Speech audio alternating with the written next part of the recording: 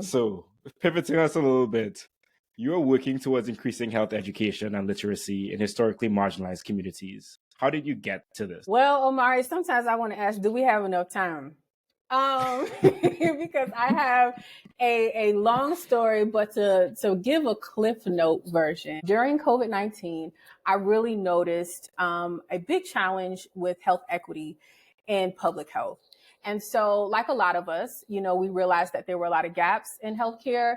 And so, in my role as the community outreach and education coordinator, that's then when I really started to do the work and realized the areas that we could also bring about solutions. And so I realized that also there were minority populations dying at disproportionate rates during COVID that a lot of us noticed. And so one of the things I realized is that the real root of that was the lack of education, right? Not even just for the community, but for us at the public health office, right? In our public health roles, we were all learning during the pandemic, and the information we were getting was put out at very high education levels. So we're talking about doctors putting out information, and for us to try and digest this stuff, I didn't even know what some of the stuff was, right?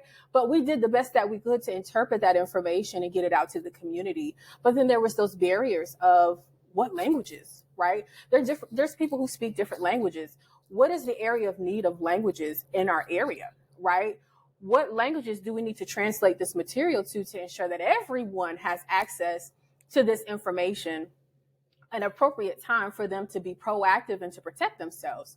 So that long drawn out answer is exactly how I got started and has continued to fuel my passion that I have today to really increase health education and literacy, because I understand that you cannot be literate or even proactive to your own health without understanding what that means or how to protect yourself.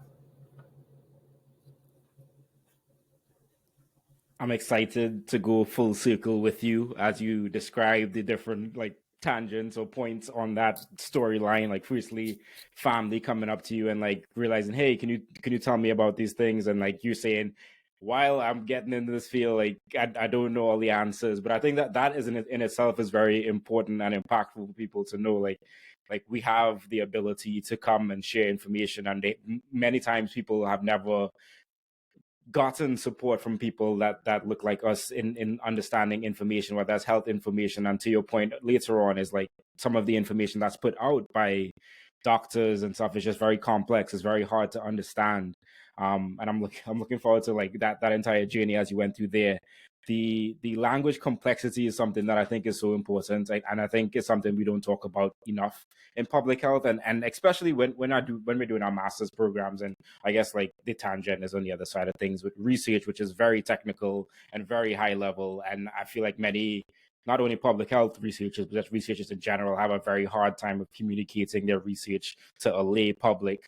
And I think there's a lot of misinformation, missed opportunities to share important work. But taking it back to the public health lens, I work with an intern and I work with other writers, and many times the writing that they do is still very complex when they're just trying to write on my blog and share information. And one tool I'll give to people is just the Hemingway app is a tool that you can literally just plug in your information into. It'll tell you if your sentences are too complex, if they're too long. It'll really tell you what grade level the writing is at and different things like that. So I think simplifying things doesn't mean taking away the impactfulness and the effectiveness, but it just means that you're able to communicate information to a broader audience in that impactful way. So I think this is important, and I look forward to coming back to Smart Public Health Consulting to learn more about how you all incorporated this and learning through your story of how to do this work.